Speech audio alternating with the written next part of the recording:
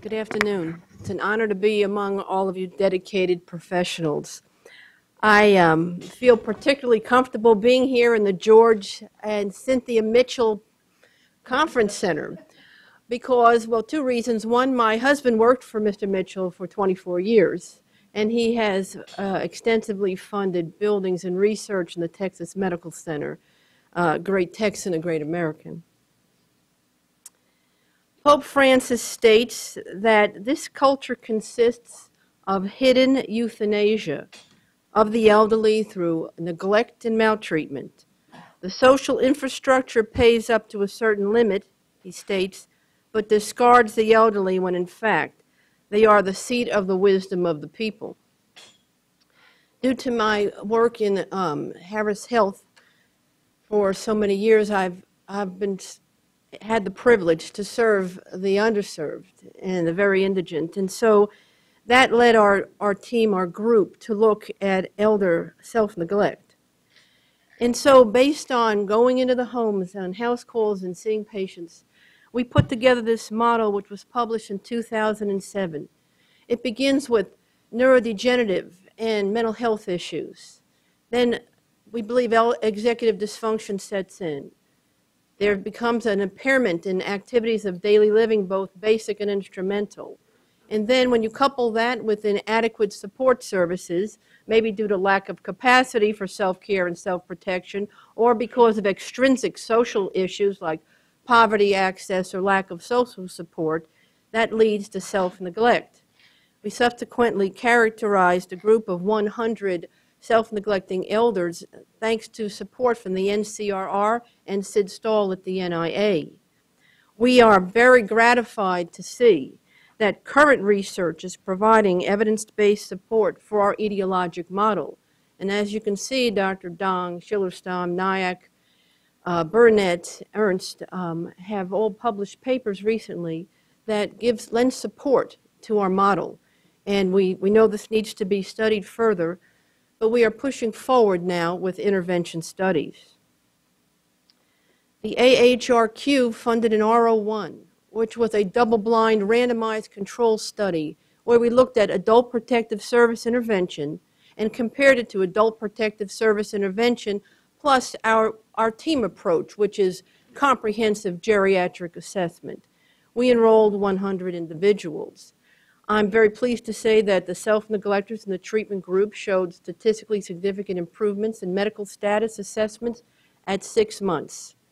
But I will also tell you that in the control group, where there was just Adult Protective Service Agency clients and agency intervention, that there were statistically significant improvements in both social and financial realms. So we feel like we made a good team, but rest assured that Adult Protective Services is making a difference, at least in the patients and the clients that we saw. Thanks to the NIA and our colleague Sid Stahl, we did a medication intervention study in self-neglectors. And for those of you who don't know, but the self-neglectors are characterized by individuals who refuse all intervention. Many of you are aware of that, and so we were very pleased to begin and finish this study on providing vitamin D to self-neglecting elders. We sent a nurse out, we watched them take the medication, but we were able to show through vitamin D levels and not just subjective report that there were statistical improvements in vitamin D levels at a 10-month follow-up. Our dropout rate was less than 30%. And once an individual, a client, was in the study for more than a month, they tended to stay in the study. There was very little drop-off after that. We need to be sure, whenever we're doing intervention studies, that we have the proper tools to determine whether or not we're measuring what we're measuring. And so as part of his dissertation work, Dr. Jason Burnett looked at the construct validity, reliability, and the measurement and variance of what is called in Texas the CARE tool, Client Assessment and Risk Evaluation Tool. He was able to demonstrate that there was both construct validity and measurement and variance. And so we were reliably able to detect both elder mistreatment and self-neglect, or Adult Protective Service can, across genders and ethnicities. And so this helps protect us as we do future intervention studies against health and social disparities. When we did our first work in the pilot group of 100 self-neglectors, it showed that there were different phenotypes, that is, different kinds of elder self-neglect. And so we wondered if this was indeed the case. And so we, through a methodology called latent class analysis, we were able to determine that there are indeed several types of self-neglect, but also there are several patterns of elder mistreatment. So if you look at that, at the red line, that's global neglect, and it includes financial neglect and medical and social, physical, social connectedness. And I really thought that's what self-neglect and the other types of neglect were about. When cases get referred to us clinically, I mean, everything looks terrible, and somebody says it's time to call the doctor because we've already tried our social interventions, we've tried our medical interventions. But what we found that indeed there were other types. So the green line, which is financial exploitation, occurred generally in African Americans, and it may not include all the other forms of neglect. The blue line is environmental neglect, and there was increase in some financial exploitation, in mental illness, and in social connectedness. And in these individuals, they had more medical problems. On the yellow line, which is physical and medical neglect, those individuals had a higher risk of dying. And so very, very interesting. And by the way, the global neglect patients in the red, they were more likely to be white and more likely to be older. And so this raises so many questions and can be the basis of, and will be the basis of future studies in our shop, and I hope many others, because we need to know the mortality rates differ for each of these lines on this graph. Are there different interventions that are required when these cases present?